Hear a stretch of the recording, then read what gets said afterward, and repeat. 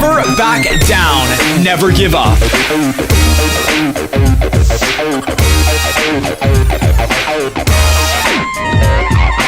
the meme, the dream, the stream, and the A-Team.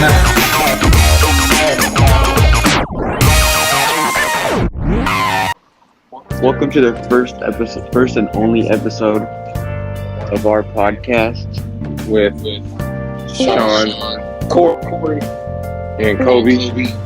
This episode is all focused on code switching. So Sean, I wanted to ask you, how do you feel about code switching?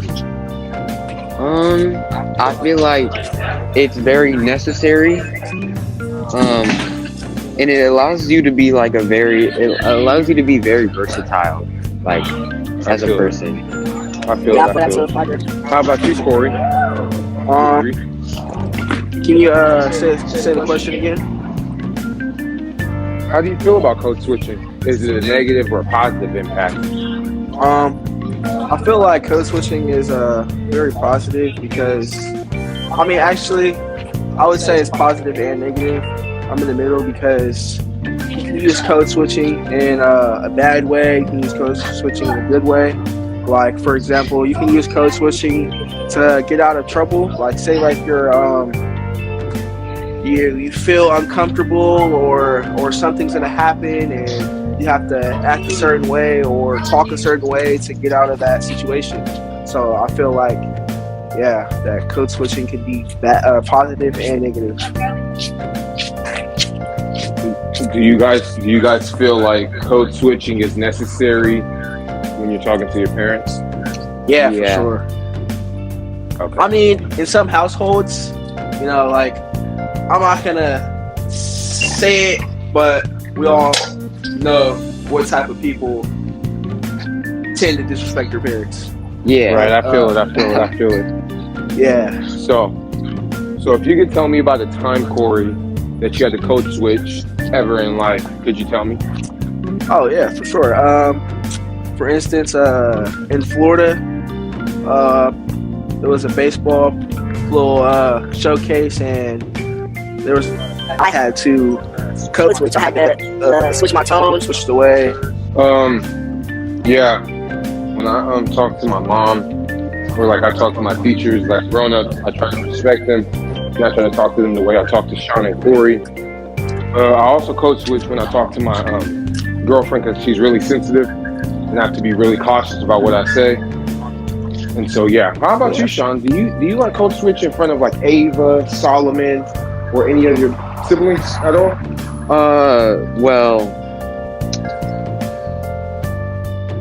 So I would say I don't code switch in front of them because, like, I see them every day, right? Like, people you see every day, I feel like you're more comfortable talking in your usual vernacular.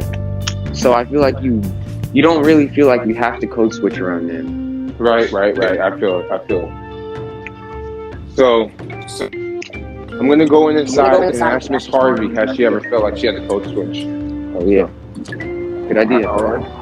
Can you guys hear Miss Harvey? Hello. Yes. Miss Harvey, has there ever been a time where you had to code switch at your job, or like at school, or anywhere?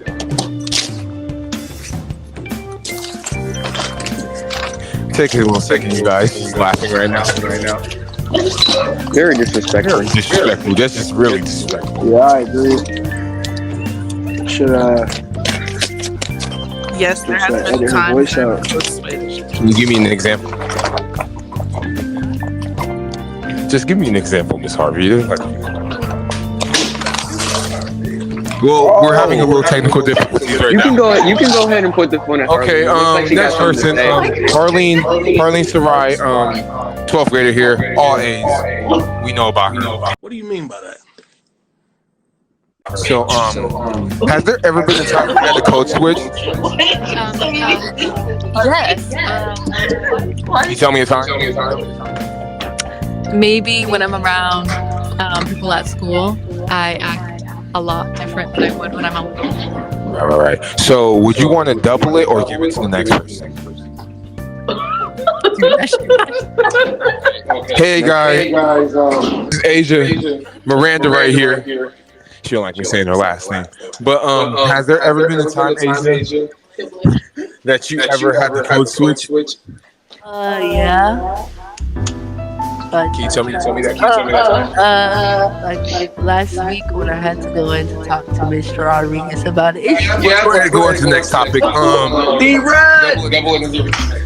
We should do a rear chan. Okay, so we got Aiden Gutierrez over here. Has there ever been a time where you had the code switch? Yeah, all the time since like 16, and then it all went downhill from there. Can you just tell me like a story about a time where you had the code switch? No profanity. It's all the time, especially when I'm around my parents, because they'll still get mad. Okay. I like that. Gutierrez. Hey, Kobe. I think you should ask Rhea and Johnny. Hey, Rhea and Johnny, the two cousins over here, they're cool people. Has there ever been a time where you guys had the code switch? Okay, can you guys tell me, like, when you guys tell me a time where you guys had to? Like when I'm around teachers. Okay. That's valid. Switch it up.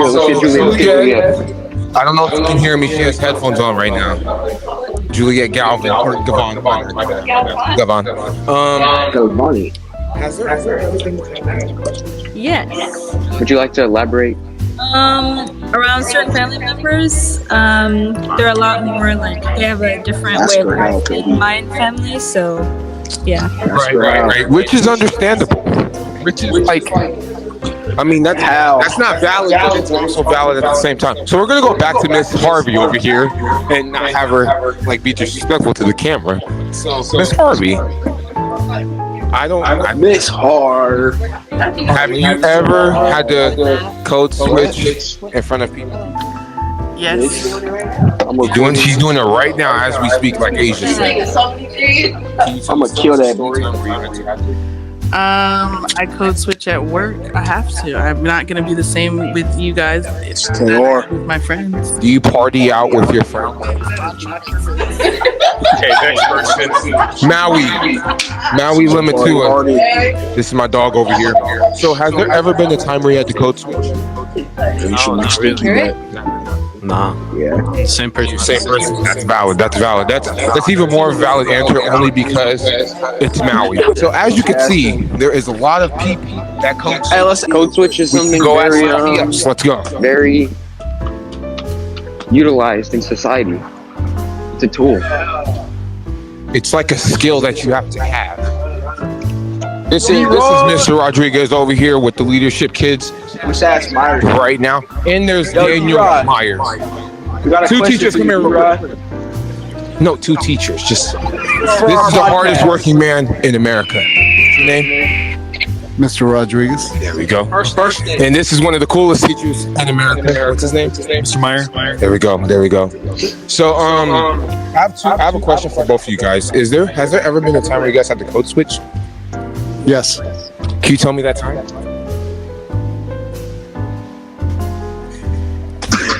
Don't freeze up.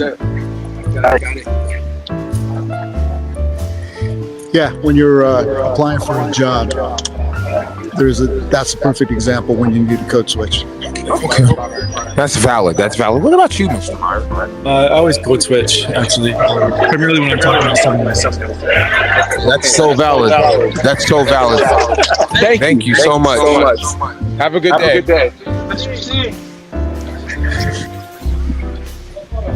There's no photos. Who's in here? It's for our podcast. Like 30 seconds. What's the question? Are you familiar with the term code switching? Yes. What is your opinion on it, and have you ever had to use it? I mean, it's good that people have that, right? I think that's like important to like feel seen and respected in different places. I don't know if I would say I've just like code switched myself, but like the way I talk with you guys is different than when I talk with my friends. You know, so I mean, there's an element of that, but I don't think that's particularly what that specific phrase is in relation to. But I think people speak differently in different places, in different contexts. And I think it's good that people have that. Like people are more than just one thing. So having these different aspects of yourself is part of it. I agree with that, Mr. Rosa. Thank you for talking to us. Very well said. Very well said. Thank you. Obviously, there's different varying perspectives. And I think that's like a very important part to this because code switching is about how you talk to people.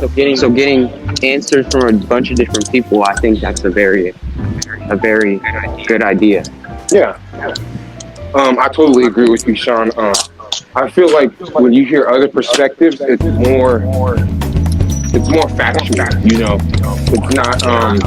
It's not too one-sided. And as you can see, a lot of teachers have to code switch in order to do their job. For example, Miss Harvey can't party like she does with her friends, with us, because it's like, it's not good for her and it's not good for us. And then you see people like Mr. Rodriguez. He talks way differently than other people that he talks to. So you see a little pattern going on every time you hear the word code switching. Exactly. You know, at school especially, you know, you have to maintain a professional standing, you know. Right. Also, got a question for you. Last question of the day. We got one more student. Oh yeah, one more. He's the class president. Give it up for Consul. Familiar with the term code switching? I am. Have you ever had to use code switch? Yeah, a lot of times. Give us an example or a time where you had to. A lot of the times when I'm in class, I'll have language that is more like academically focused and more appropriate for like a school setting. But when I go outside of school and I'm playing video games and with my friends doing something outside, I'll use language that I don't usually use because I'm not in that setting anymore. And also like when I'm talking to teachers, I use different language when I'm talking with like my friends, obviously. And you know, when I'm doing presentations, it'll be like different language than if I'm, you know, playing games. So, do you think it's negative or positive? Do you think code switching is negative or positive? Like, I think that's a difficult question to answer because obviously, like, different settings, you want to use different language. Yeah. But I also know that, like, for African Americans, code switching is kind of a way for them to stop using their, I guess, vernacular. You know what I mean? Yeah. And I think in that sense, it's negative because it forces African Americans to kind of use language that, I guess that is not really, what's the word? I guess it forces them to like use language that hasn't historically been, I guess, like, I'm trying to figure out how to put this, you know what I mean? Yeah. It's negative in the sense that it forces African Americans to have to conform to a certain, like, expectations, you know what I mean? Because obviously, we all have our certain type of language, you know, words we use, and code switching is usually like, in this professional setting, you can't be using those words. And I think that's negative. But I guess it is important to be able to code switch when you're like with your friends when you're doing a job, right? Obviously in that sort of setting, you know, it is important to, but also you gotta understand like the negative parts of it. And I think that's where it's kind of difficult. Yep. Well said. Thank you. Boy, so I think that's a good way to close it out. So now we got our security guard, Mr. Armando C. That's our boy right there. Armando Cardenas. Mr. C. Mr. C, you got to answer the question. You got to. They said we need a security guard. Come on, Mr. C. Don't be a party pooper. He poops in parties, that's what he meant to say. You're all recording saying that. So, who are we here today? Yo, mom. Oh, that's Mr. T. That's getting edited out. Yeah, we got. Wake your up, cause it's time to go beast mode.